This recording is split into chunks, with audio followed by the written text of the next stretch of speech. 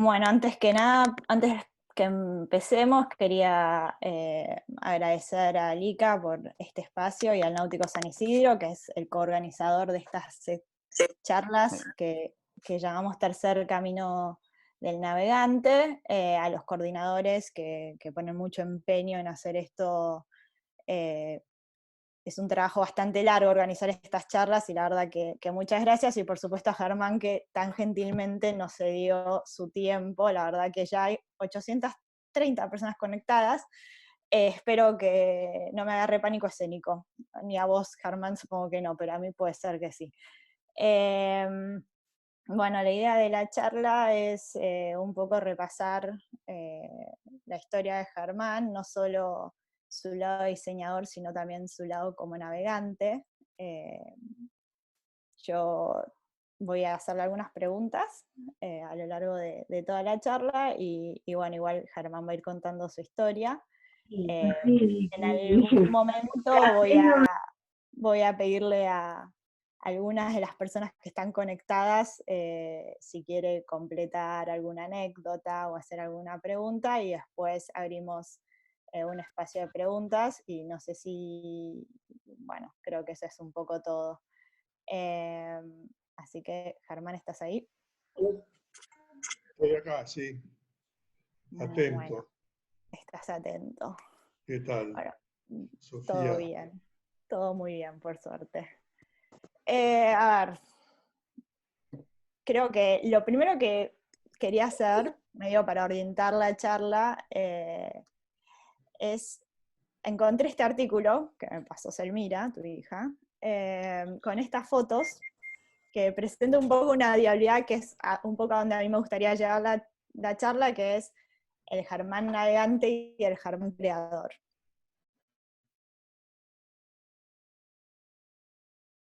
Dos cosas que a vos te definen como persona. Sí, bueno, siempre he tenido una pasión por la navegación y a raíz de eso me he orientado mi vida hacia el diseño, que era otra de mis intereses desde chico, un poco heredado del viejo, con quien empecé a navegar y a diseñar desde muy chico. Estas fotos no me acuerdo de cuándo son, pero se ve que hace unos cuantos años, cuando tenía pelo oscuro. Empecé muy chico en el náutico, corriendo. Mis primeras regatas fueron en Batitú, era un barquito que tenía el club como escuela. Y mi primera regata, ahí la gané, creo que le gané a Pipo Dates, que era el campeón de ese momento y estaba retirando.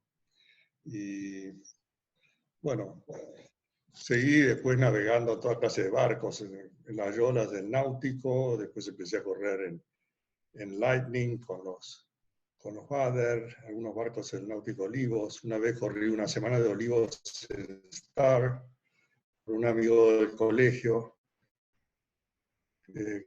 Habían venido una cantidad de campeones del mundo, de Cuba y de Estados Unidos, y yo corría en un barco de este chico Alderete, Tito Alderete, se llamaba Pejerrey y tenía velas de algodón, y todos nos miraban con bastante lástima.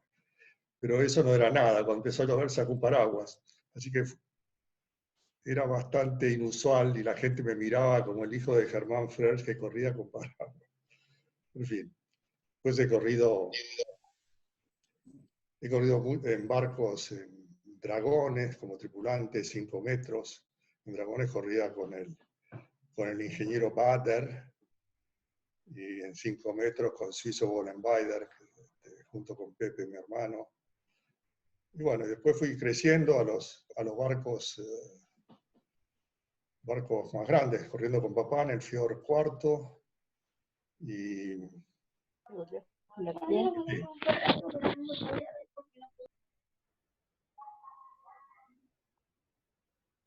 siempre me gustó tripular. Creo que descubrí de chico que si me movía en el barco y hacía y me ocupaba de las velas y de todas las cosas del barco, no me mareaba. Y eso me ayudó a... Especial. Está ahí la lavandería esa con Mary. ¿Qué lavandería? Teléfono, María José. Sí. Perdón, Germán, hay gente que entra a la sala y con el micrófono encendido y entonces dificulta escuchar. Les pedimos nuevamente a todos, por favor, que apaguen los micrófonos. Gracias. Eh, Y las cámaras, por favor.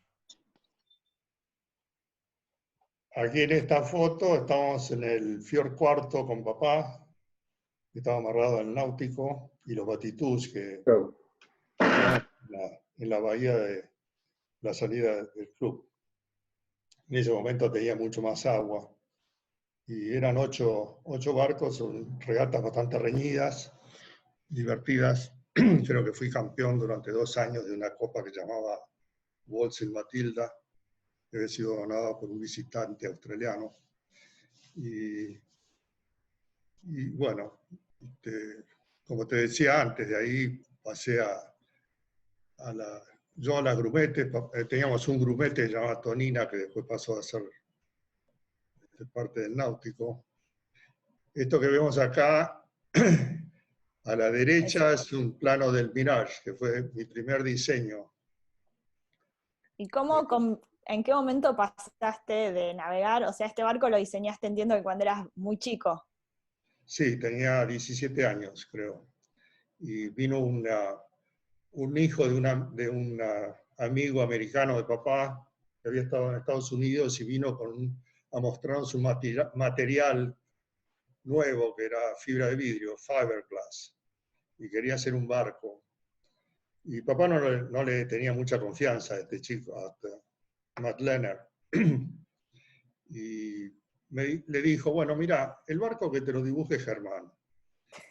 Y yo hice un barco como a mí me gustaba en ese momento, que fue un poco lo que hice después en el resto de mi vida, que es un barco de cubierta rasa, con unas bordas redondeadas. Estaba construido de madera de timbó para hacerlo más liviano, y todo recubierto de fibra de vidrio por adentro y por afuera. Y con Spud Leonard hicimos un arreglo que nosotros íbamos a trabajar en el barco con Pepe, y él nos daba 1/3 de la propiedad. El barco lo estaba haciendo en San Isidro, y para trabajar teníamos que hacernos la rabona al colegio. Y Spud le iba y le contaba a papá que nos habíamos hecho la rabona, entonces no sabíamos qué hacer. Después probamos de ir uno a trabajar y el otro al colegio, y también le contaba. Entonces la sociedad cayó, fue un fracaso al final, pero el barco se construyó, y por suerte lo compró un amigo nuestro, Santiago Suberbuller, con el cual corrimos una cantidad de regatas acá en el río, muchas de ellas.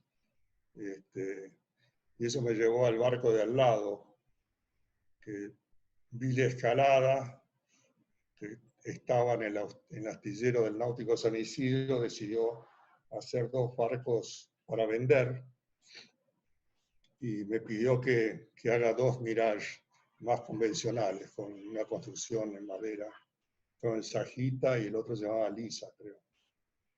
Había un carpintero muy gritón en el Náutico, y cuando hacíamos el trazado me gritaba todo el tiempo: mirá, pibe, esto es así, ¿te das cuenta? ¿Entendés?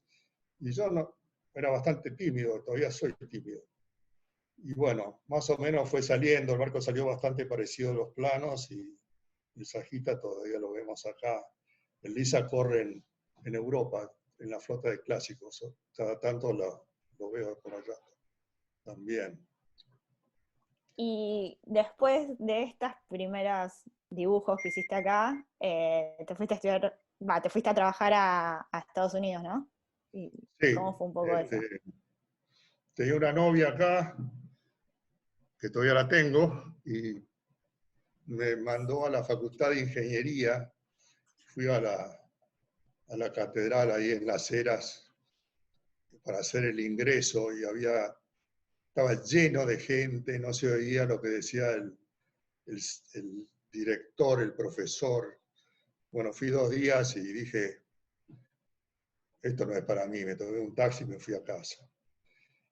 y estaba interesado en diseño, y cuando llegué a casa encontré una carta de Rod Stephens que le escribía a papá, que había oído de unos señores americanos que vinieron a correr la regata Río, que yo estaba diseñando y que me habían conocido, y Rod Stephens, que para mí era un héroe en esa época, de chico, y siempre fue, me invitaba, le pedía a papá que me mande a hacer un stage en New York. Y me fui para allá en el año 65. Apenas se casó mi hermana, salí para allá y fueron 3 años maravillosos de aprender a trabajar en New York, de aprender el negocio del diseño, de vivir New York en una de sus mejores épocas, de divertirme, de tener libertad, liberarme de la familia y aprender a hacer experiencias de todo tipo, conocer gente. En fin, fueron 3 años maravillosos, en el cual creo que hice bastante buen trabajo, por lo menos es lo que me dicen ahora ellos mismos, o me decían. Es un poco de lo que habla ese artículo, que recupera un poco tus trabajos con Sparkman and Stephens. Y bueno, cuando volviste acá, de golpe empezaste a diseñar barcos que es más, el de arriba creo que es el matrero, ¿no? El de esta nota. El de arriba es el matrero, sí. Estuve en Estados Unidos, me casé, tuve 2 hijos y hice 4 diseños desde mi casa, pero la vida se hizo muy difícil en New York. No teníamos, yo había perdido toda la libertad para salir, había que quedarse en casa con los chicos, el trabajo llevaba mucho tiempo, y volví a Buenos Aires en el año 70 y tuve la suerte de que Stanislao Kokurek me pidiese un proyecto, que fue el matrero, al cual yo le dediqué toda mi alma, y me rompí el alma para hacer. Papá me decía, pero ¿cómo pudiste firmar un contrato con fecha de entrega? ¿Cómo vas a saber si vas a estar inspirado o qué? Me decía, es un contrato leonino, yo había firmado un contrato con fechas de entrega. Bueno, me costó cumplirlo, pero lo hicimos, el barco se hizo acá, fuimos a correr Europa y llamó mucho la atención. Tuvimos la mala suerte de romper el mástil en una de las regatas en Caos, porque por errores míos seguramente, había tirado al agua unas barras en Francia que habían venido para reemplazar las que habíamos cortado acá, porque no había un error de largo, en fin. Total que rompimos el mástil, pero hicimos un buen papel y el barco le gustó mucho a mucha gente. Este es el Recluta 3, que fue para darme al Cup siguiente, que fue un barco muy importante en mi carrera, llamó mucho la atención, era un concepto totalmente nuevo que en el fondo el iniciador de todo esto fue Daniel Tedín, que se le ocurrió hacer un interior donde toda la gente pueda dormir en el mismo lugar que ocupaba en cubierta, así que el barco no tenía diferencias de trim cuando navegaba, porque la gente no variaba de pesos. En los barcos anteriores la gente se iba abajo a dormir, porque en esa época se dormía en regatas y iban para adelante, y el barco cambiaba de asiento y la performance no era tal. En fin, aquí estamos corriendo en Caos, con Carlos Corna, que era el dueño, está Daniel Tedín, Martina Chaval, Hugo Chaval, el Gordo Vaquerizas, el navegador, que era nuestro representante en Inglaterra, Alan Morgan, y creo que está Pepe, el pintor también, y Toto Ferrero en la proa, haciendo la proa. Ahí quedamos el que timonea sos vos. Sí, yo estoy el que timonea sos vos en esa foto. Sí, timoneaba mientras fumaba en esa época. Tengo muchas fotos del Recluta porque, bueno, nada, es una historia que la tengo bastante sabida, entonces. El proyecto del Recluta, el barco fue 100% construido acá y fue construido en tiempo récord prácticamente, creo que, no sé si querés contar un poco más de eso. Sí, el barco lo fue hecho por Sarmiento, y que era un personaje muy, muy particular, un español de pura cepa. Bueno, lo hizo como decía él, lo hacía rápido, no demasiado refinado, pero el barco era liviano, fuerte. Lo terminamos en Holanda. Aquí prácticamente no pudimos navegar, no teníamos aparejo, así que fue directo a Breskens. En Breskens hubo que armarlo. Yo tenía que hacer de director de orquesta, tenía todos los tripulantes que estaban trabajando a bordo de carpinteros, de instaladores, de un poco de todo. El barco estaba en un estado bastante primitivo y fue muy divertido y muy estimulante. Éramos una banda de amigos llenos de iniciativas y de energías, y se hizo una cosa. Corríamos con la camiseta de tigre y teníamos una mascota, el tigre, y cantábamos en las regatas Dale Tigre antes de salir, teníamos una marcha. Y bueno, son esas cosas que se arman y que son fantásticas, porque era una sinergia de esfuerzos y diversión y buenas regatas, muy buenas regatas. Y la Admirals, esa con la Fastnet, esa fue como la que fue como un breakthrough para vos en Europa, como que ahí fue cuando de golpe te empezaron a pedir más diseños. ¿Cómo fue eso?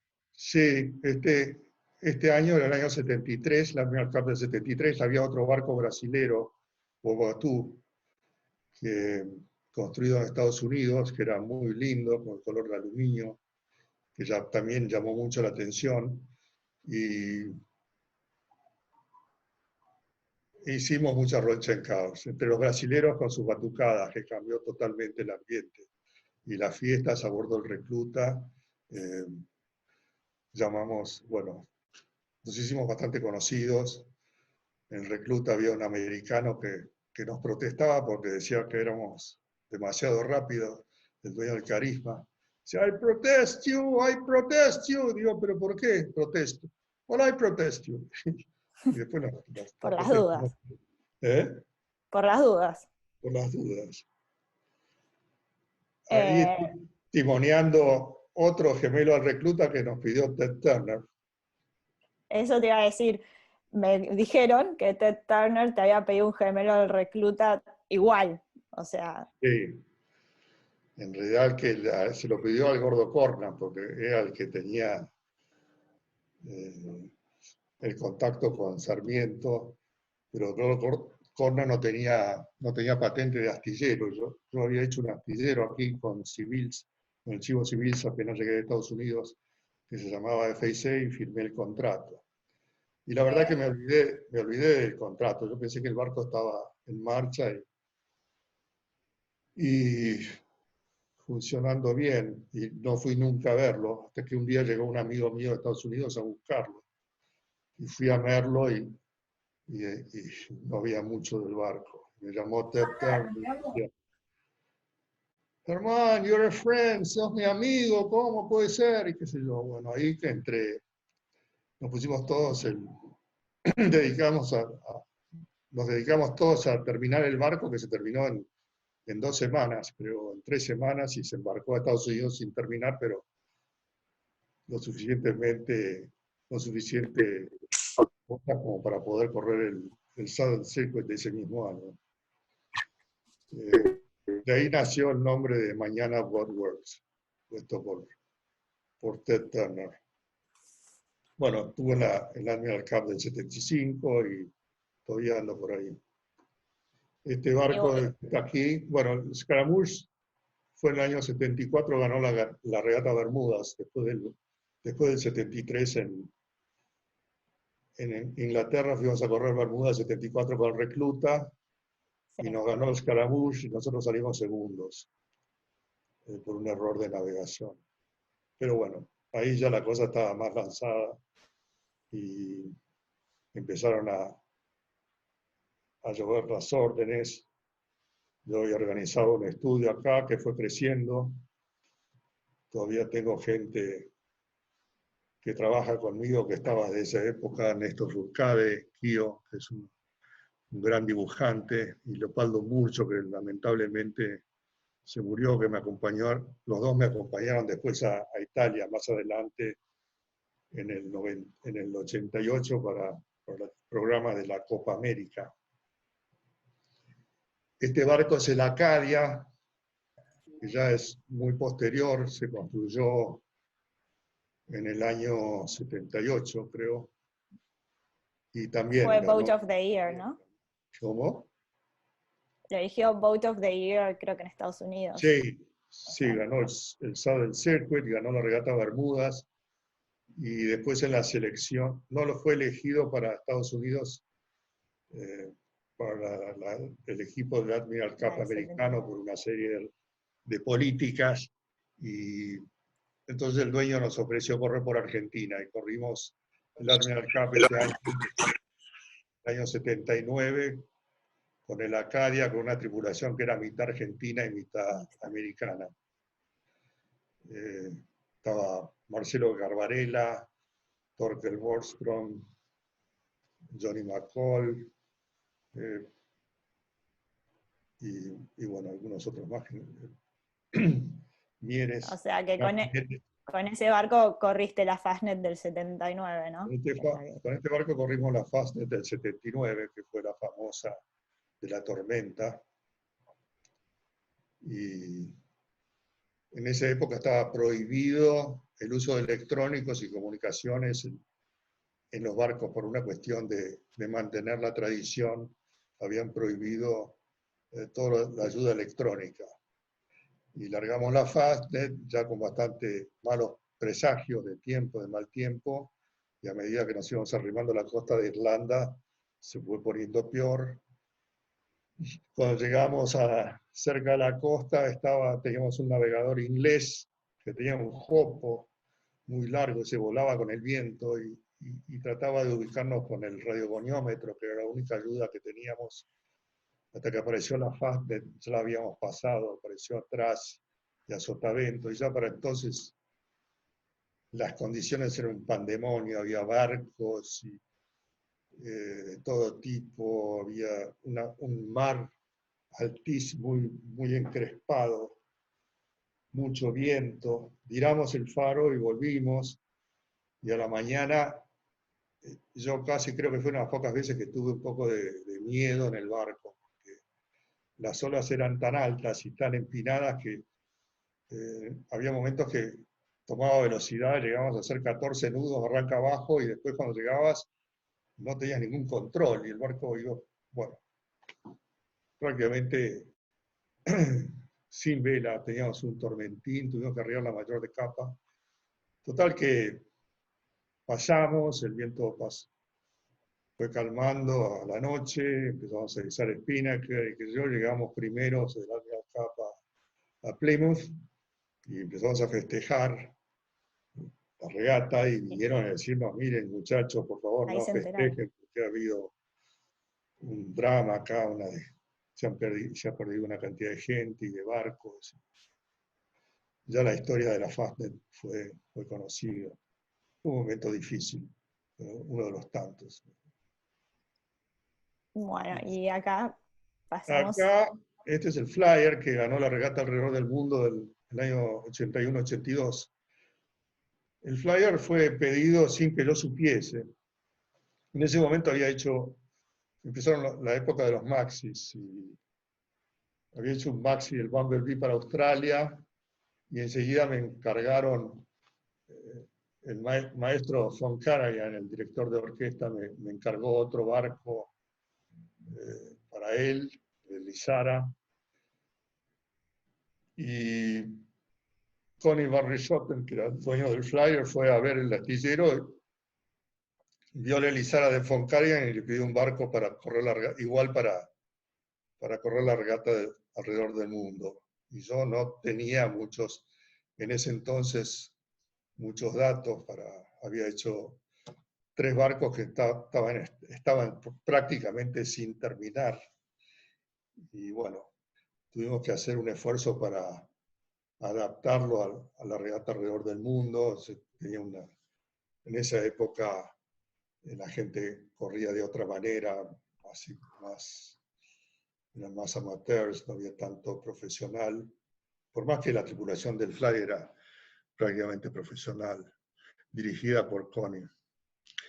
Estuvo acá en Mar del Plata, fue el año que papá consiguió que la regata alrededor del mundo llegase a Mar del Plata, y largaron poco antes de que empiece la Guerra de las Malvinas.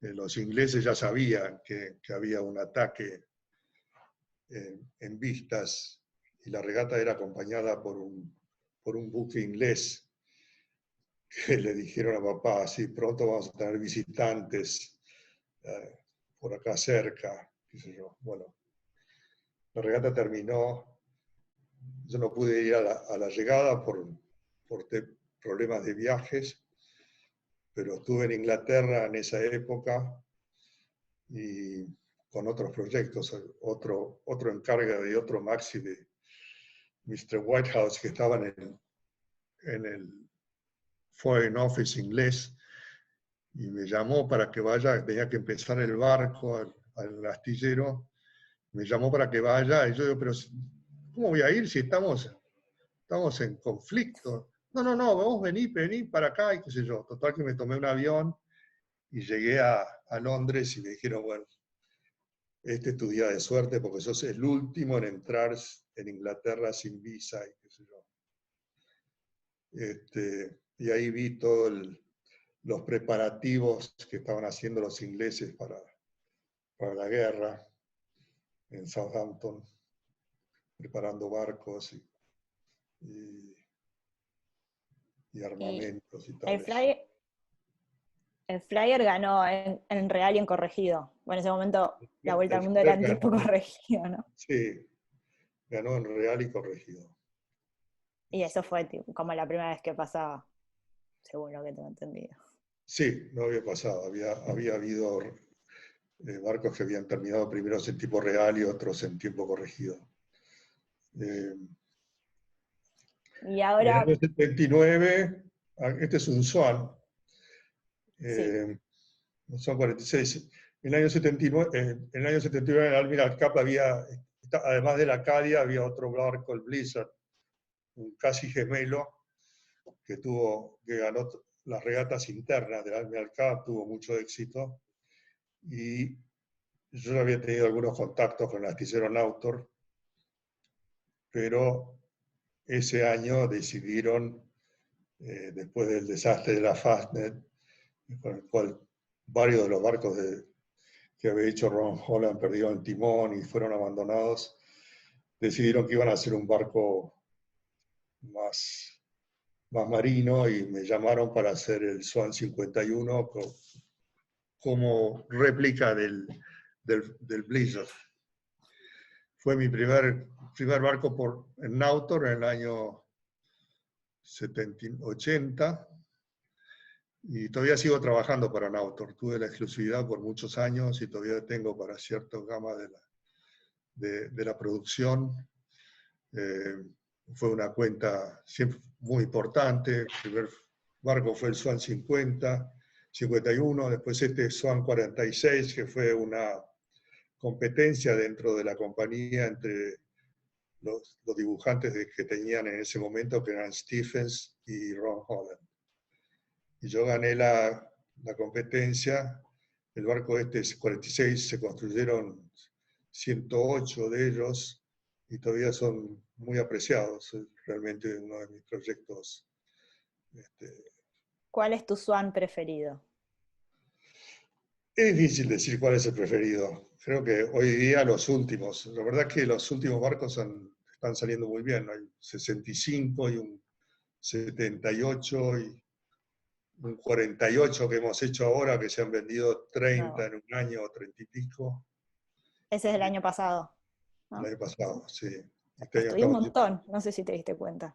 ¿Eh? Estudié un montón. Sí, ya veo. Muy bien. Sí, Sí, sí. te debe haber ayudado Selmira. Sí, sí, la tengo, la tuve apuntadora. Así que nada, bueno, para que después del Swan, bueno, medio que estamos entrando en los 80s, ahí fue una época, esto lo puse porque tuviste un par de clientes así como famosos, o sea, este es el rey Juan Carlos. Sí. ¿Tenés alguna anécdota con alguno de tus clientes que valga la pena contar? O... Juan Carlos, el rey de España, bueno, yo lo conocí antes, cuando fuimos a correr la Copa del Rey en el año 65 o 66, no me acuerdo, con el Moro de Venecia 1, que era un barco de madera que había hecho para Raúl Gardini, un gran amigo italiano, y ahí la familia real estaba en Palma de vacaciones y vino vino el rey a visitarnos al barco y había una cantidad de jóvenes italianos y lo recibieron el más viejo, Angelo, decía, maestà, maestà. Entonces, y los tripulantes estaban durmiendo la siesta, no sé qué. Había uno, dice, levantate, levantate que está el rey. ¡Va fangulo el rey! Le gritó. Y el italiano, pero fue muy simpático. Comimos con ellos, con la reina, con la ex reina de Grecia y con su primo, el ex rey de Grecia, en fin, toda la realeza española. Y después, cuando fue hora de hacerse un barco, le hice dos barcos, 2,45 pies, el Brimón cuarto y quinto. Y todavía lo veo cada tanto, generalmente en Saint-Tropez, viene a visitarnos. Y bueno, uno de los personajes de los tantos que he conocido que he admirado y sigo admirando a pesar de los traspiés que han tenido algunos. Y hablando del Moro, vamos a pasar al otro Moro. ¿Cómo fue un poco cómo fue el sindicato ese? ¿Cómo llegaron a El Moro de Venecia a correr la Louis Vuitton y después ganarla y correr la Copa América? Y bueno, nada, un poco eso. ¿Cómo fue? O sea, sé que el Moro fue el primer clase Copa América que votaron, ¿no? Porque esa es la primera Copa América donde la clase Copa América reemplazaba y pasaba a ser la Sí, clase... tenía el número 1 Bueno, Raúl Gardini fue un personaje importantísimo en mi vida, adorable, una gran persona, muy aventurero tal vez, muy transgresor, muy artista y le encantaba la vela. El primer Moro de Venecia, que todavía vemos ahora corriendo en clásicos, fue un 68 pies que hicimos en Rimini, en Italia, de madera. Después hubo dos más. Con el Moro 3 ganamos el campeonato de Maxis en San Francisco en el año 88. Y ahí mismo decidió desafiar por la Copa América. Ni me preguntó si yo quería diseñar el barco o no, yo tampoco tenía ninguna duda de que lo quería hacer. Pero significaba un cambio importante en mi vida.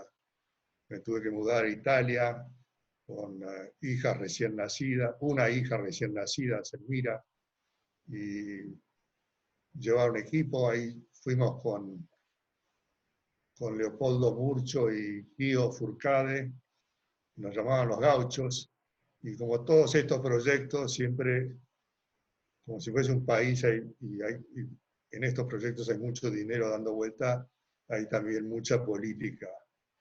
Y yo tuve que dedicarme más a la política que al diseño de barcos durante mucho tiempo, luchando por hacer lo que yo quería y por mantener el lugar ahí. Por suerte tenía el apoyo de Gardini, era 100% leal. Y este fue el primer barco tuvo que ser hecho en poco tiempo. Se hizo un astillero, que era tecnológicamente uno de los más avanzados, con la plata de Monteison, que era una compañía que habían adquirido la familia de Gardini.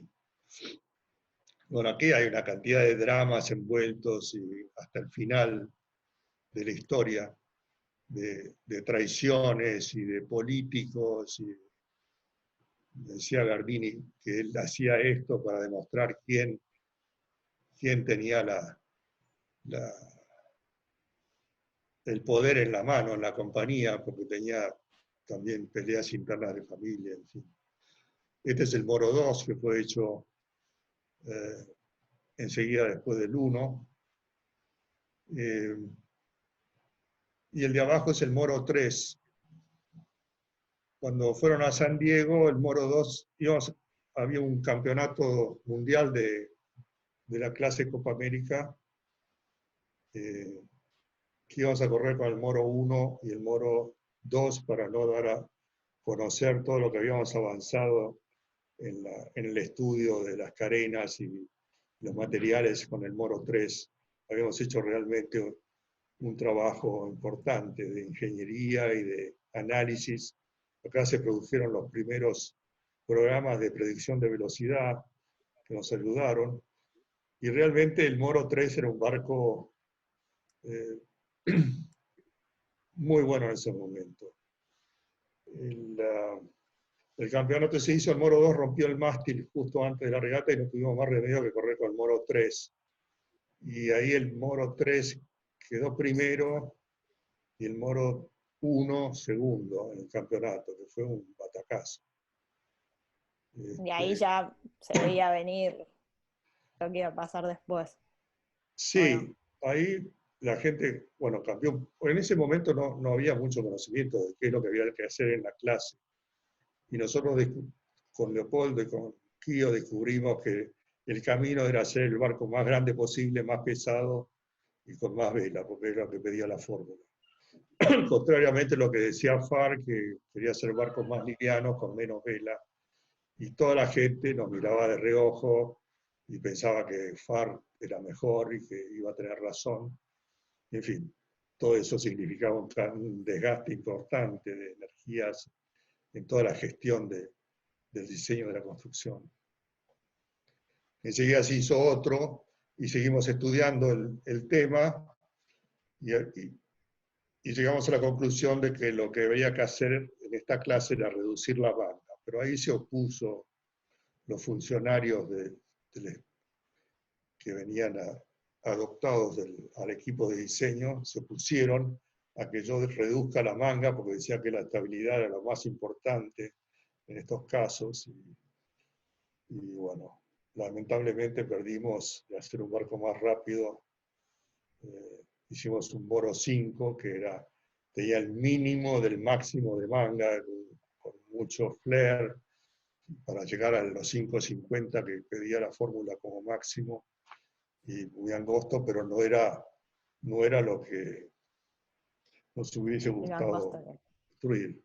Además ya había un cockpit hecho y no se podía cambiar el cockpit, qué sé yo. El Moro 5 tuvo un buen papel, ganamos la Louis Vuitton, después de pelear contra el barco neozelandés hasta el último día. Y llegamos a la Copa América de Estudio. Para entonces a Gardini, un cuñado lo había echado de la compañía, y todo el proyecto del Moro, que al principio tenía un capital muy generoso, quedó reducido a un mínimo para sobrevivir. Y ya no llegamos a la Copa América sin velas y sin poder hacer una quilla nueva, teníamos que elegir entre una quilla o un bulbo. Y total que hizo un buen papel, que ganó la segunda regata de la Copa América, pero los americanos con el America Cube ganaron la Copa, como es bien sabido. Igual O sea, es como que en ese momento tomó bastante masividad, ¿no? El tema, o sea, en Venecia la gente se acuerda del Moro. Yo me acuerdo Italia, cuando fuimos a Venecia que la gente se acordaba del Moro cuando te veía. sí, Eso sí, como que se masificó bastante, ¿no? se masificó, se hizo muy popular, todavía la gente se acuerda y me reconoce en Milán, después de 20 y pico de años, casi 30 años. Sí, toda Italia estaba atrás del Moro, personajes Y como Agnelli.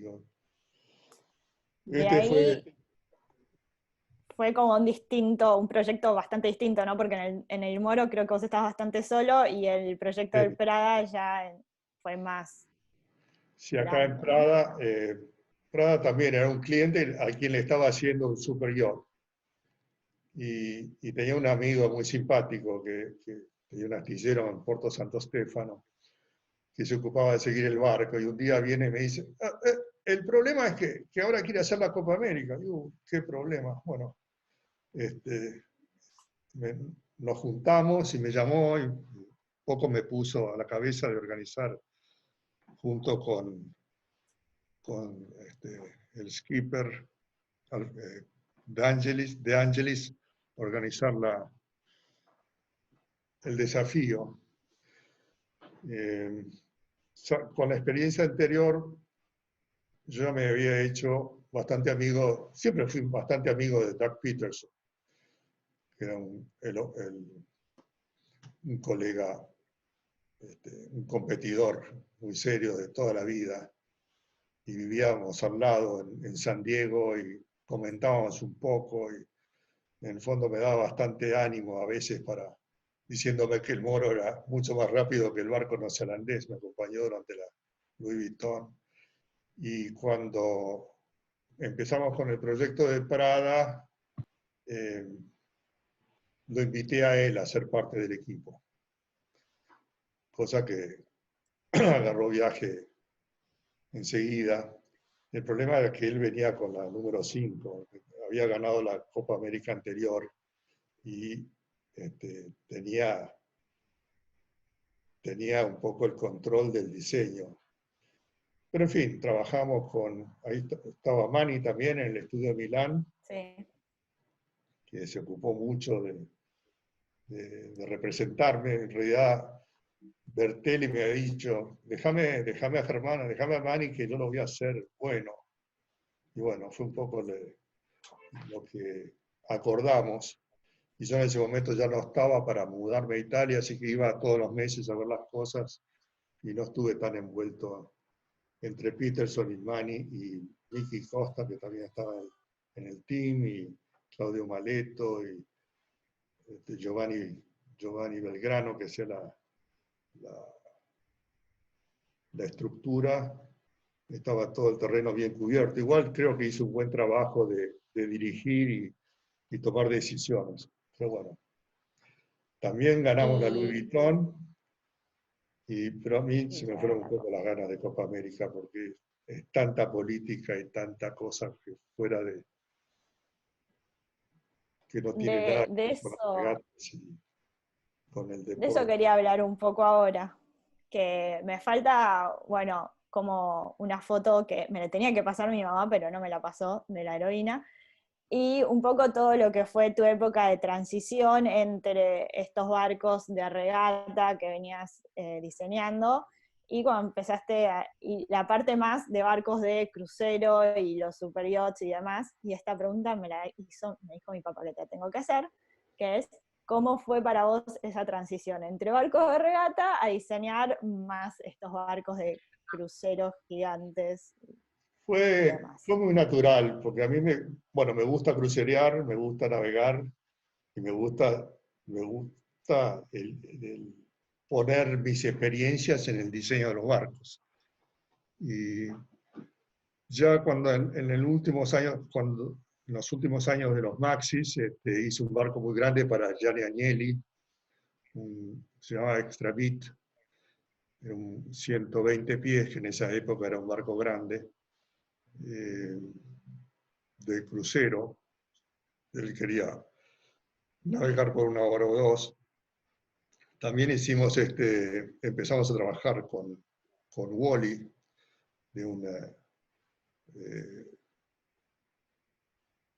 que se había especializado en hacer barcos de regata de crucero, quería hacer, con el cual teníamos muchas ideas en común. Si vos mirás la cubierta del Ballet Carpet, es la misma que el principio que el Mirage. Tiene una carrocita chica, una cubierta rasa, un barco muy liviano, con comodidades de crucero, que era capaz de correr regatas y era algo más increíble, muy moderno, pero al mismo tiempo cuando lo ponías al lado de un barco clásico era clásico también, porque la limpieza y la simplicidad era típico de los barcos más antiguos, con las cuales también tuve mi romance.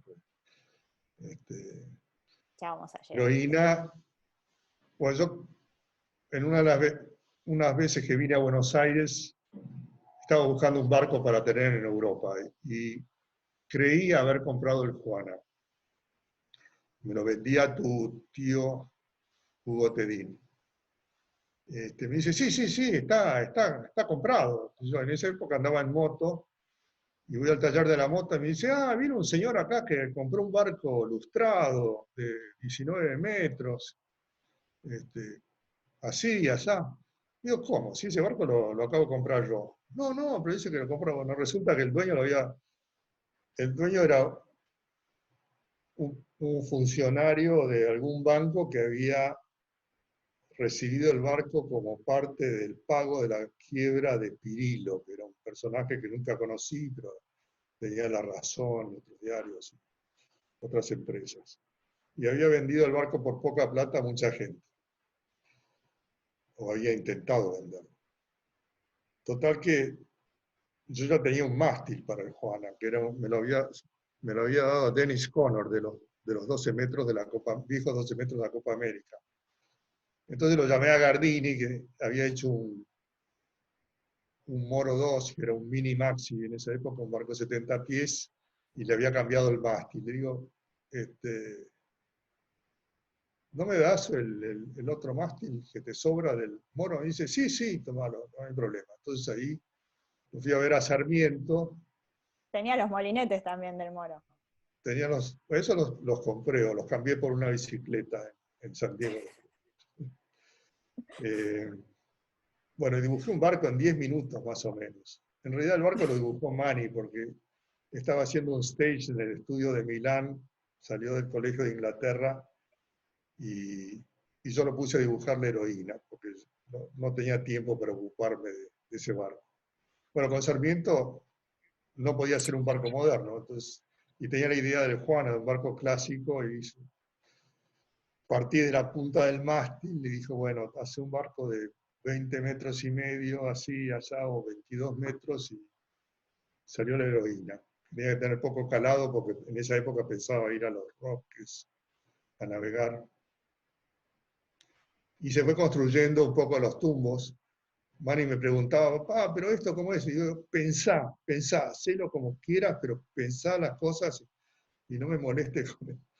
Bueno, cambió el interior durante la construcción un par de veces porque no me gustaba lo que había quedado. No era culpa de Manny, pero en fin.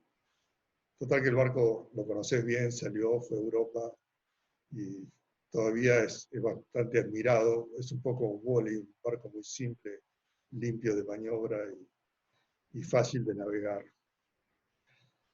Este barco grande fue uno de los últimos que he hecho, el Unfurled, que es un barco de 50 metros.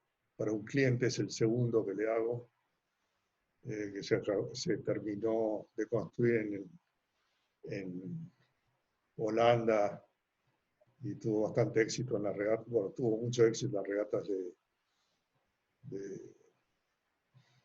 de super yachts en el Caribe y en Europa. También hago barcos de motor. Te iba a preguntar, un poco leí en una nota, en verdad este tip me lo tiró Toribio, mi hermano, se está escuchando, una nota de que te hicieron la revista La Nación, donde vos decís que te gusta mucho el agua y mucho el campo.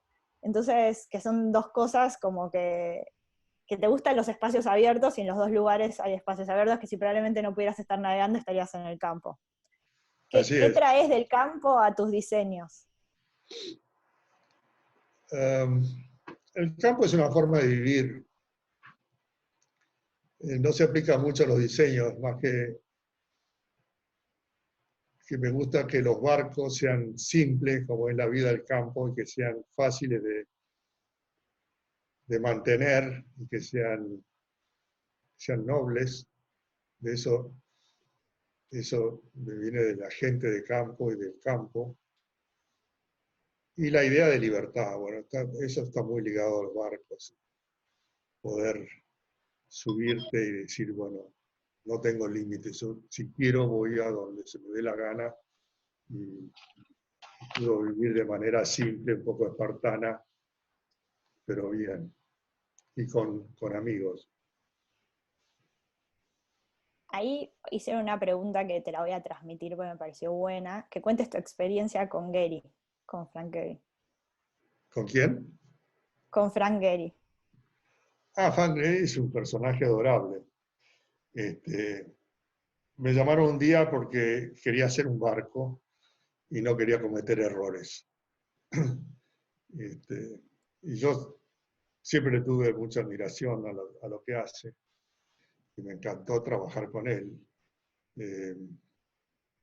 Fue un proyecto largo porque empezó haciendo maquetas, tenía dibujantes en el estudio haciendo maquetas, y siempre decía, pero no me dejes hacer errores, no me dejes hacer errores. Pero en fondo lo que quería era algo bastante lógico. Hicimos un barco de madera porque es un material que le gusta, que a mí también me encanta, construido en Maine, en Estados Unidos. Y en el fondo tiene algunos detalles como las ventanas, tiene bastante fantasía en el diseño de algunas piezas, pero es un barco que navega muy bien, que sigue un poco el concepto de heroína. Tiene algunas piezas de titanio, que es un material que le encanta a Gehry, ellas impresas en titanio que se sacan para navegar a veces. Tenía un pedestal de la rueda de timón muy escultórico, pero la gente le colgaba la bolsa del sándwich de su escultura. Eso es tipo traición. Sí. Y es una persona muy interesada en todo, interesada en materiales. El estudio de él ocupa una manzana en Estados Unidos, en Santa Mónica. Y hay 400 personas trabajando en toda clase de proyectos. Y él se dedica más que nada a buscar materiales nuevos, y combinaciones, de todo tipo. Y hace unos edificios que a veces algunos parecen barcos navegando, con vidrio y bueno, además del museo de Bilbao, que me encanta. De Bilbao, Guggenheim. Bueno, ahora pasamos a este proyecto, que lo vas a reconocer ahí. Quería que hablemos un poco del recluta, con las fotos de Selmira, que me pasó muy, muy amablemente. A mí es un proyecto que me encanta el concepto del proyecto, la idea que, bueno, ahora lo podés contar un poco más vos, pero que era un diseño de tu papá que nunca se había podido hacer porque justo estalló la Segunda Guerra Mundial. El tema que sea un barco de madera hecho en Argentina por un carpintero argentino, con todo lo que eso implica, que ahora podés hablar un poquito más del tema si querés. Y nada, y que se llame Recluta, justamente siendo que el Recluta 3 capaz que también fue un barco bastante importante para vos, y que sea un proyecto que puedas compartir con tus amigos, ¿no? Y sé que a vos te gusta mucho correr regatas de clásicos, que encontraste ahí como una forma de volver a correr regatas de otra manera con tus amigos, que te divierte. Y bueno, me gustaría si nos puedes contar un poquito más de este proyecto. Sí, Lo puse a mi papá para el autobombo ahí, la foto. El viejo era un tipo fantástico y era un enamorado de los diseños y de los barcos. Y íbamos a trabajar al estudio de chicos con Pepe y nos quedamos después de horas mirando proyectos antiguos que se habían hecho, algunos que no se habían hecho, no se habían construido.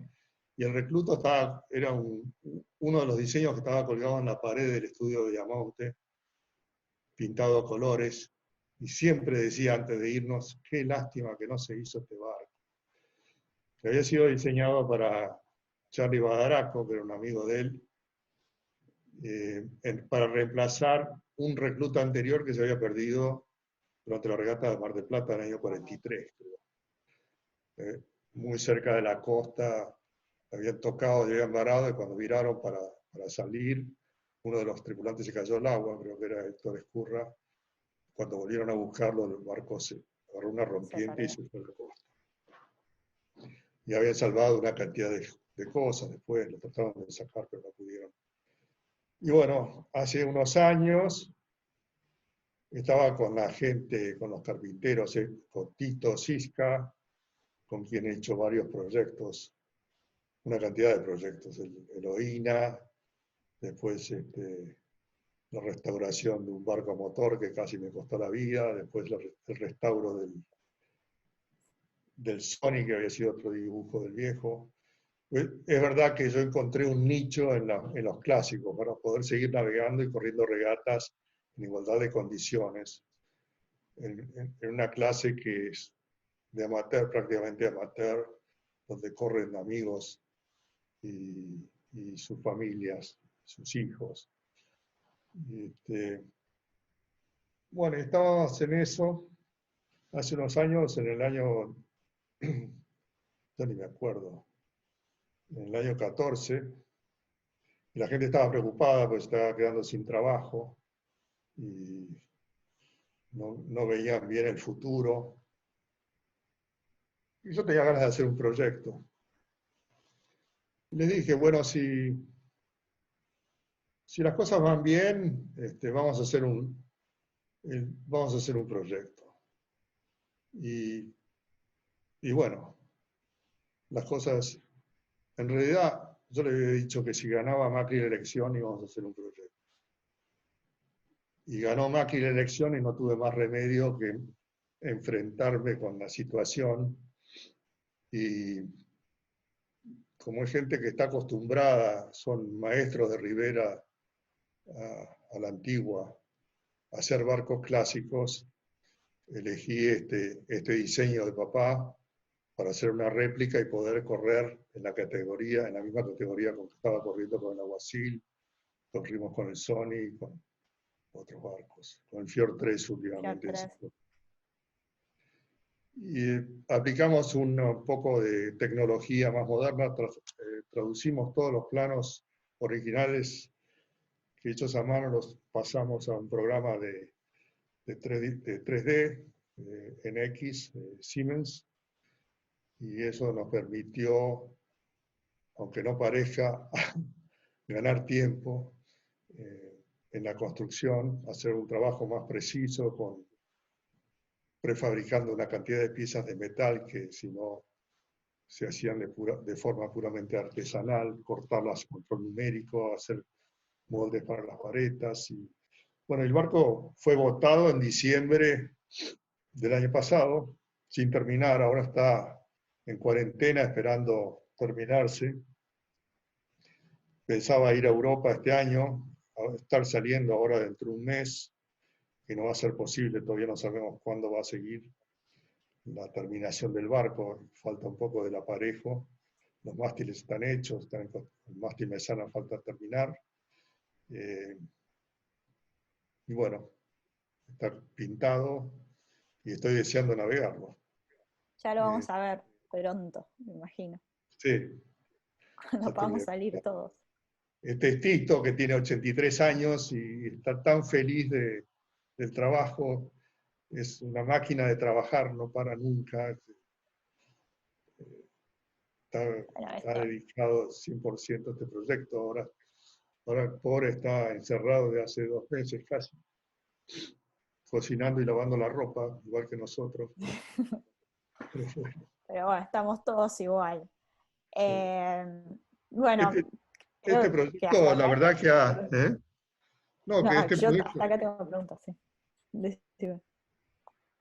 Este proyecto ha creado una cantidad de energías en mis hijas.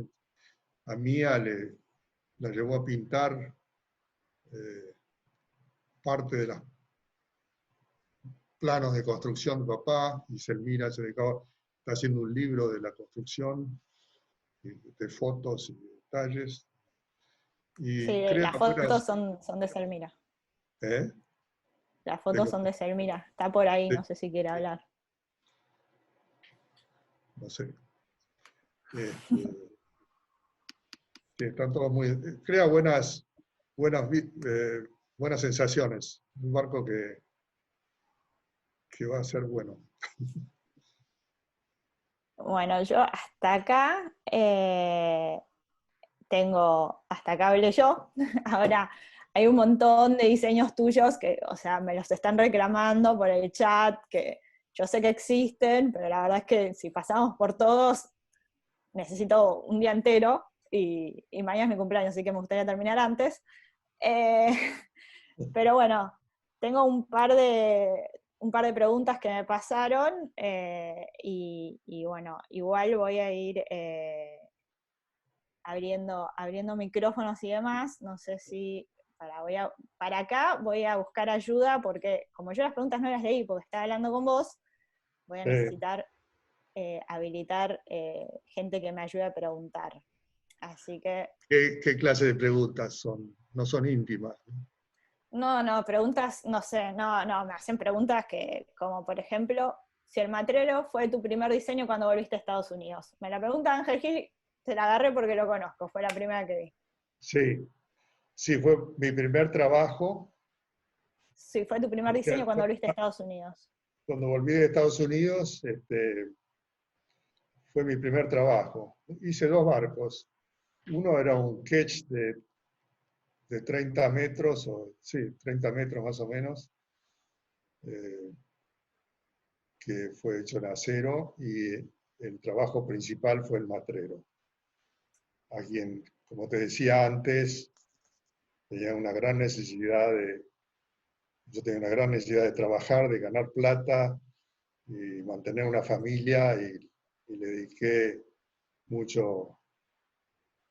Lo hice con mucho entusiasmo para Estaño, que es un personaje excepcional, una persona excepcional, deportista, navegante, que entendía un poco de todo, muy cuidado con las cuentas.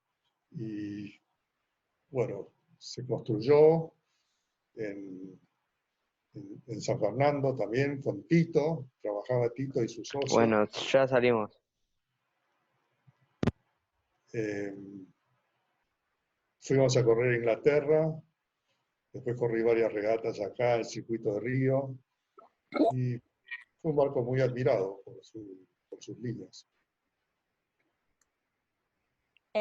Otra pregunta que leí por acá, perdón, las voy a hacer yo las preguntas para si no vamos a tener capaz un poco de... Hay una que preguntan, si tuvieras que elegir un barco para navegar de tus diseños, o sea, el único que podrías elegir para navegar por el resto de tu vida, para navegar por el Mediterráneo, para navegar por acá, por donde sea, correr regatas, elegí vos cómo querés navegar, ¿cuál sería? Se llama Stealth. Es un barco que fue construido como un day sailor de 90 pies para Gianni Agnelli. Y el brief de Agnelli fue: yo quiero un barco que me dé placer. Y nada más. Se va a llamar Stealth porque la época de la Guerra del Golfo, y va a ser negro. Y las velas van a ser negras. Eso fue todo lo que me pidió. Se hizo en muy pocos meses. Y no solo es un day sailor, pero cruzó el Atlántico un par de veces y batió algunos récords, no el del Atlántico porque no tuvo suerte. Y también corrí la regata del sesquicentenario de la Copa América alrededor de la isla de White, en Inglaterra. Es un barco muy simple y un placer para navegar. Me hacen más preguntas, o sea, son muchas, son todas buenas, tengo que elegir. Que cuentes la historia del Sonic, que es muy interesante, me parece a mí que es interesante, es verdad. Sí, sí, el Sonic era un barco que fue de papá en una época, en realidad lo había construido para un señor Alcorta, y el señor Alcorta tenía una cantidad de expertos, de imprescindibles que siempre están dando consejos durante la construcción, y le habían puesto un motor enorme, y en esa época el astillero lo dirigía. Papá se fue a correr las Olimpiadas de Berlín en el año 36 y había quedado a cargo del astillero Ernesto Guevara, el padre del Che, que era socio y primo de papá. Y como le faltaba plata, en vez de hacer una quilla de hierro, de plomo, agarró el mismo plano de la quilla de plomo y la hizo en hierro. Entonces el barco se escoraba mucho y no navegaba bien y tenía un motor muy pesado atrás. Total que casi terminan batiéndose a duelo con Alcorta. Pero al final quedaron en que papá se iba a hacer cargo del barco y lo iba a arreglar y arreglaron en santas paces.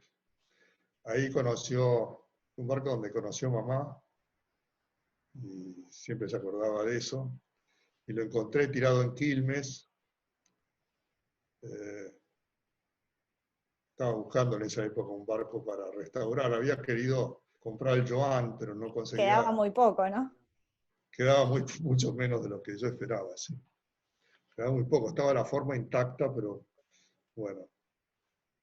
Es un hobby inexplicable esto, no tiene sentido, pero la verdad es que el barco quedó muy bien, corrimos, anduvo muy bien en las regatas, nos divertimos, fuimos a correr a Europa, ahí tuvimos un pequeño incidente, ganamos en Saint-Tropez, en Cannes me pidieron que no entrase con la bandera argentina porque estaba mal vista, cosa que, por supuesto, entramos con la bandera argentina, pero esta era la época del default, muchos europeos que estaban enojados con los argentinos. Y bueno. Tengo una pregunta de Mechi Frers que Momo me dice que la tengo que hacer, porque que cuentes la anécdota de papás cuando viajó en el Zeppelin y creían que están haciendo un plan de ataque en la época de la Primera Guerra Mundial, y hay algo de un grumete en el medio que me dice Momo. Sí, papá fue a correr las regatas en Alemania, en las Olimpiadas de Berlín, que corrían en Kiel, en 6 metros, corrían, y se fue en el Zeppelin, que era una forma de viajar bastante exótica en ese momento. Y me contaba que los alemanes iban recorriendo la costa de África sacando fotos, preparándose seguramente para alguna campaña. Y se le ocurrió dibujar, tenía que dibujar un barquito que se llamaba Chorlo. Fue el inicio del grumete. Y bueno, como hacía siempre, dibujaba durante el viaje en un camarote, y la tripulación creyó que estaba haciendo espionaje. Y lo encerraron, le preguntaron qué estaban haciendo, bueno, fue bastante violento todo, demostró que era un barco que no tenía nada que ver con el Zeppelin, y nada, quedó eso como cuento. Cole Parada pregunta, ¿qué barco de otro diseñador admirás o te hubiese gustado ponerle tu firma? Muchos. Desde chico admiro barcos de otros diseñadores. Papá tenía una gran colección de datos y cuentos de los Stephens, de Illingworth. Yo un día le pregunté, me dice, estaba dibujando un barquito, no me acuerdo cuál era, y me estaba hablando del diseño y que iba a ser a tal y que le iba a ganar a tal. Y le digo, ¿por qué por qué no le pedís a Stephens o a Illingworth que te lo dibuje? Ya que son tan buenos. Bueno, hoy en día hay muchos diseñadores muy válidos, como Juan Kay. Far hizo una gran carrera durante mucho tiempo. En fin, son todos buena gente y buenos competidores. Hay una pregunta bastante recurrente, ahí me las están resumiendo por privado, que es cómo aprendiste a diseñar, cómo aprendiste la técnica de diseño sin haber ido a la universidad, sino heredándola un poco y otro poco formándote en Estados Unidos y demás. Es bastante simple. Hoy en día es totalmente diferente, pero bueno, aprendí un poco por lo que me fue enseñando papá, de ingeniería y de diseño, de coeficientes, de qué buscar en esto.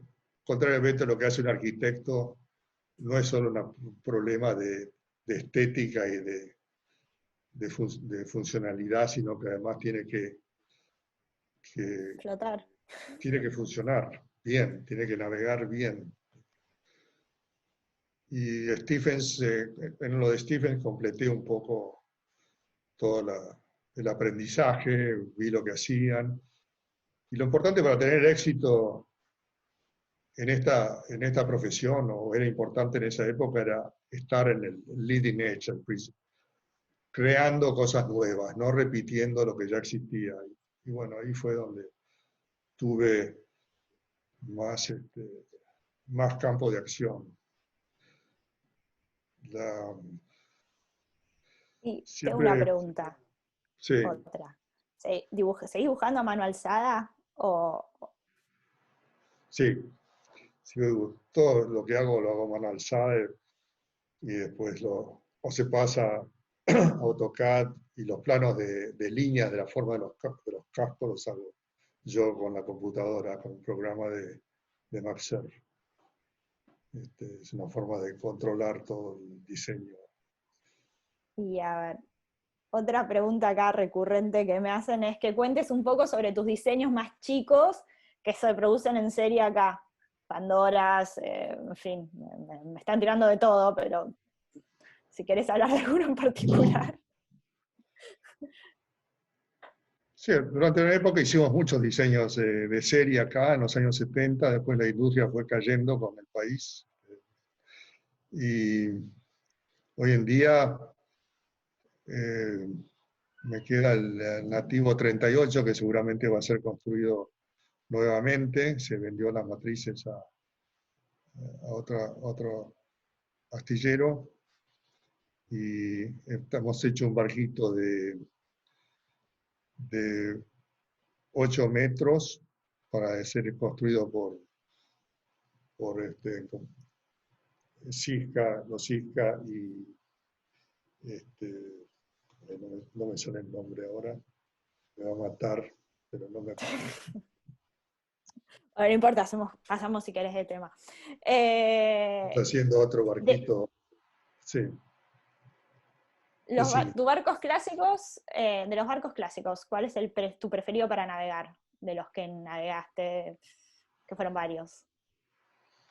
Bueno, indudablemente el Fjord 3 es uno de mis preferidos, un barco que conocí de chico, tenía 5 años cuando se construyó cerca de casa, y fue siempre durante mucho tiempo mi preferido, y otros barcos como el Horizonte, el Alfar, el Aguacil, que nos han dado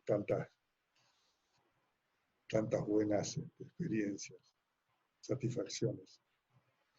Bueno, vamos a ver, le voy a meter a Pepe a ver si Polis, quiere. otro barco que tuve, Polis, que era un diseño de de Charles Nicholson de 1907, y lo restauré con Tito Sisca, corrí en Europa, restauramos a su condición original,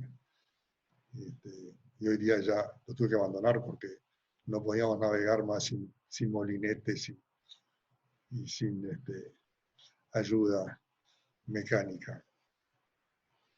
Pero lo admiraba de chico, me encantaban las landas y remaban chinchorro alrededor de él cuando estaba en el náutico. Yo voy a hacer la última pregunta y después lo voy a dejar a Pepe, lo tengo a Piedra también, a ver que empiecen a hacer unas preguntas ellos. La última pregunta es para la juventud. ¿Qué opinas de los barcos en foils y de los barcos de la Copa América actual? Es una evolución, indudablemente es un animal diferente. Yo no sabría cómo hacerlo. Hay que ser medio equilibrista para navegarlo. Pero indudablemente es hacia donde va la gente y donde va el mundo. Y la fascinación de la velocidad. La verdad es que me están empezando a gustar. Pensar que podés navegar a 35, 40, 50 nudos no es cómodo, pero es una forma, es un deporte extremo. Es otra cosa, no es lo que estamos acostumbrados nosotros. Pero tiene sus buenos puntos. Bueno, a ver, Pepe, te dejo a ver si te sale una pregunta. ¿A mí? ¿Qué tal? ¿Alguna anécdota para completar? Muy bien. No, más que preguntas, que hemos hecho tantas cosas juntos durante tantos años, que es muy difícil hacerte en este momento una pregunta específica, ¿no? Pero tantos recuerdos, me preguntan siempre acá de todos los barcos chicos que se hicieron mientras yo estaba con vos en el estudio. Preguntan mucho por los Pandora y ¿por qué dejaste de trabajar en Argentina básicamente y diseñar barcos acá en Argentina? Me acuerdo uno de ellos, por ejemplo, que fue al final, que un barco bárbaro, que fue el Match 30, que fue un revolucionario para esa época. Sí, Match 30 fue hecho después de la primera Copa América del Moro, y era bastante avanzado, era muy avanzado en su época, y un gran barco. El Match 30, uno de los tantos. Pero la verdad me acuerdo que Patricio Marcos estaba muy celoso y te pidió hacer un Match 30 de crucero. Hicieron un Match 30 de crucero, y ahí salió el Pandora 31, que es un barco lindísimo, ¿no? Sí. Ahora estoy orgulloso, era muy avanzado también para su época y es muy válido todavía hoy en día. Y veo que sigue corriendo regatas y que anda muy bien. Sí. El problema de hacer barcos aquí es que han desaparecido los astilleros y no hay incentivos para la industria. Se ha ido, en mi opinión, dejando de existir. Sí, el tema del calado también es un tema. Bueno, Argentina no es solo el Río de la Plata, hay muchas opciones para navegar. La costa no es muy amigable, pero hay otros lugares, Mar del Plata y algunos puertos de la provincia de Buenos Aires, que son muy buenos.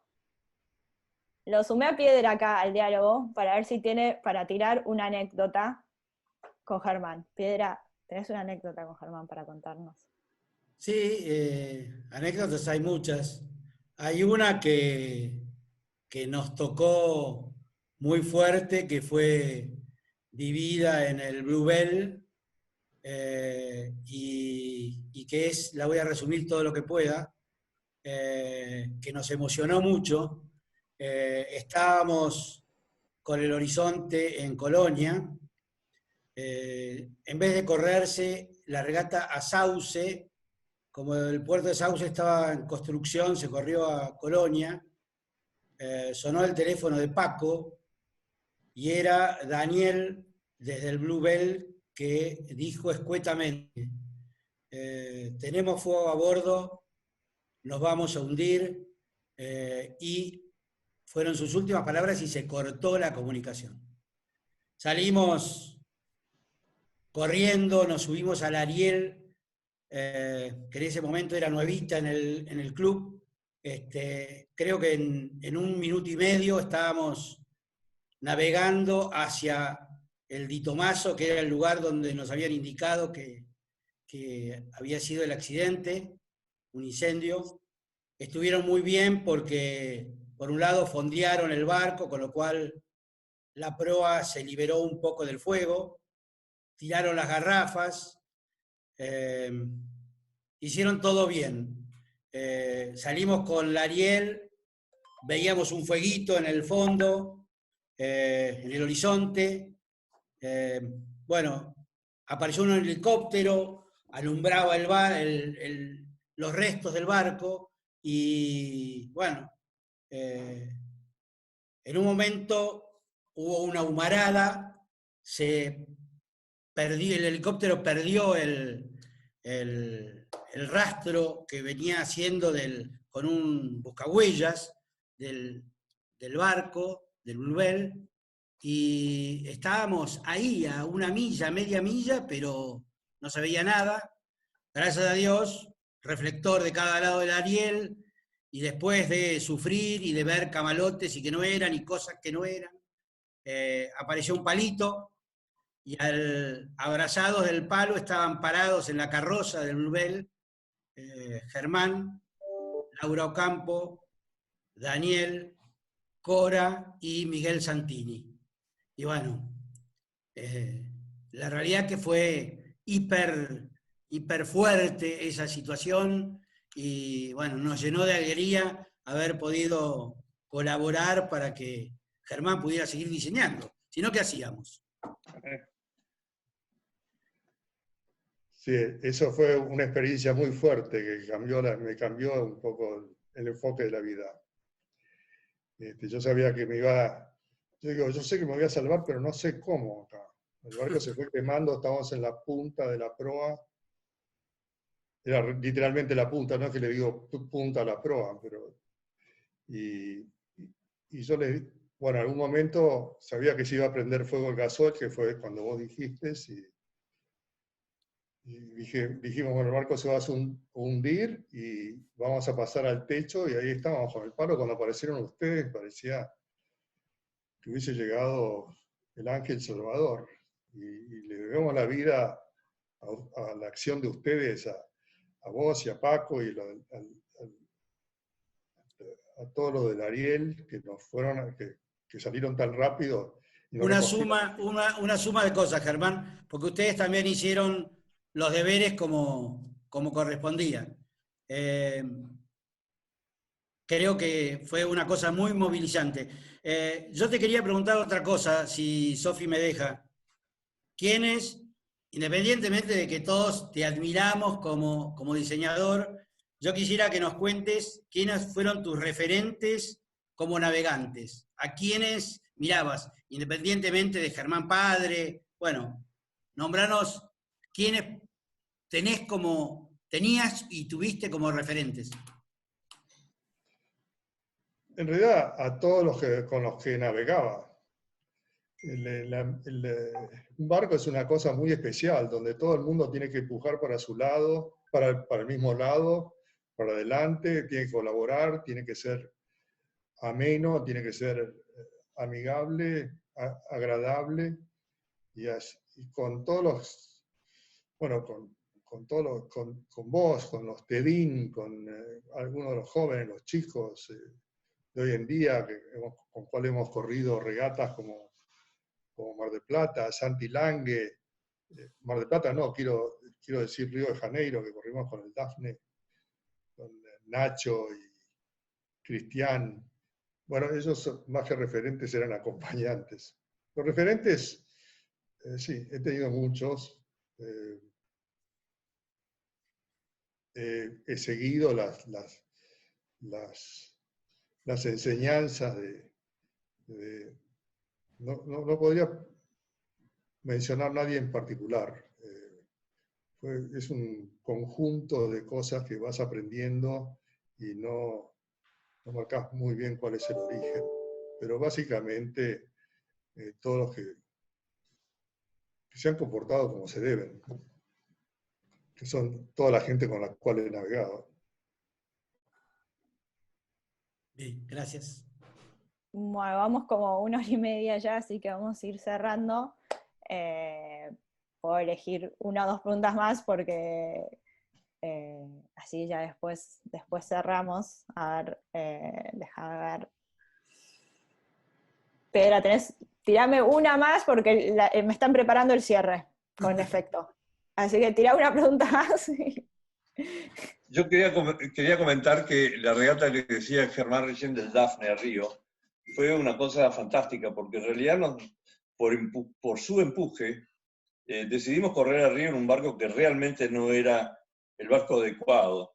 Y estaba Germán con su hijo Manny, Juan Terín con su hijo Nacho, estaba yo con mi hijo Cristian, estaba Tincho, Santi Lang y Javier Méndez. Y fue una experiencia fantástica porque además fue una regata súper especial y batimos el récord que todavía por suerte lo tenemos. Pero eso también fue exclusivamente una idea de Germán. Che, vamos a correr al río ¿y yo en qué? Y en el Dafne. No, vamos. Y ahí fuimos. Tuvimos mucha suerte. Por eso compramos 60 metros de toalla para poder secarnos. Preparación para lo que iba a ser la regata.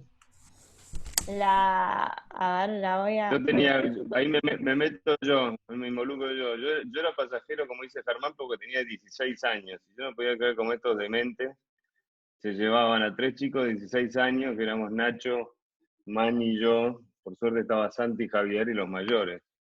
Pero fue una regata, la verdad que creo que todos recordamos, espectacular con Germán.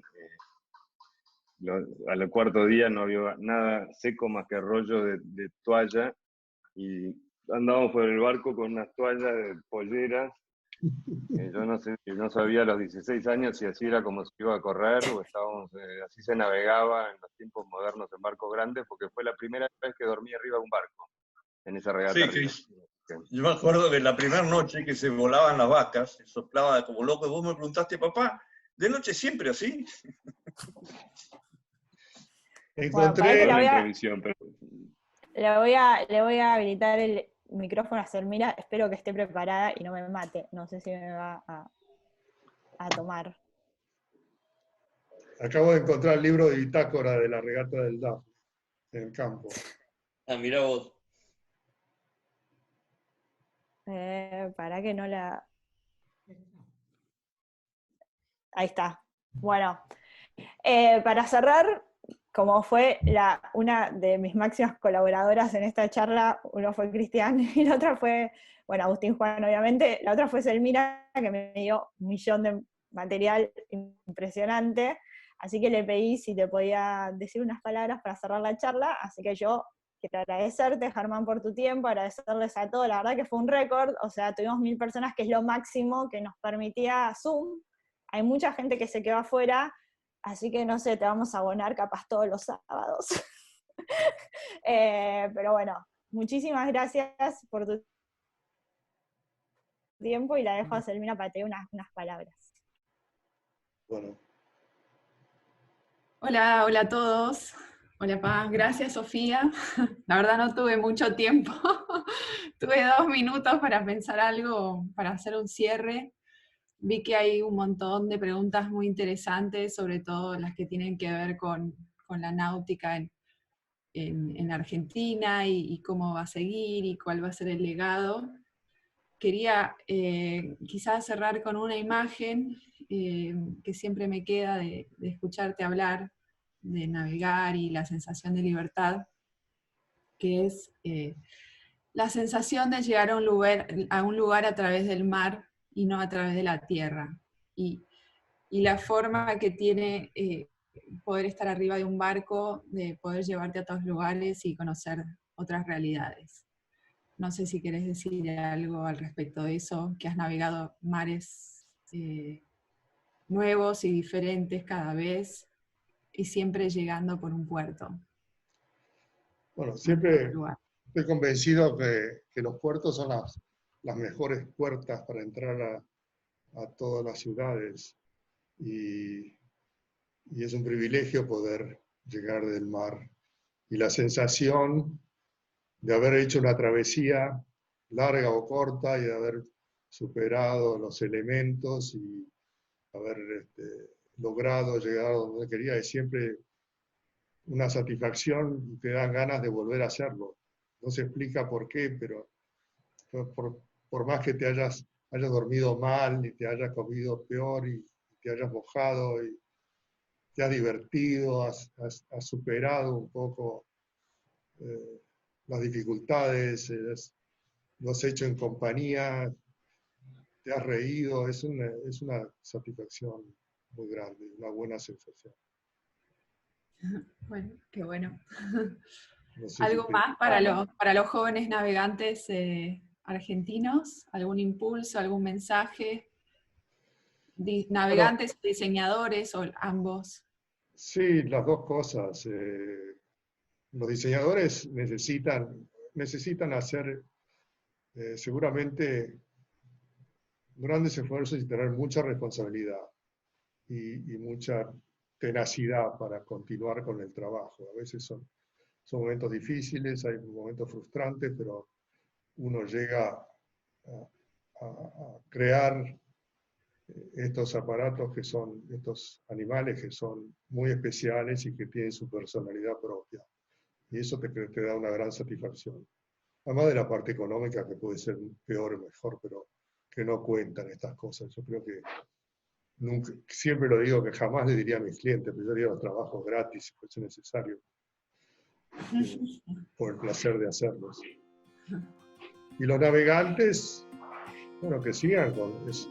Si les gusta, no tengo nada que decirles, porque ya lo saben. Saben que es un buen deporte, que te llena de satisfacciones y de alegría, es una forma de vivir, es una buena lección para el resto de la vida, donde uno tiene que trabajar en equipo y mantener el espíritu.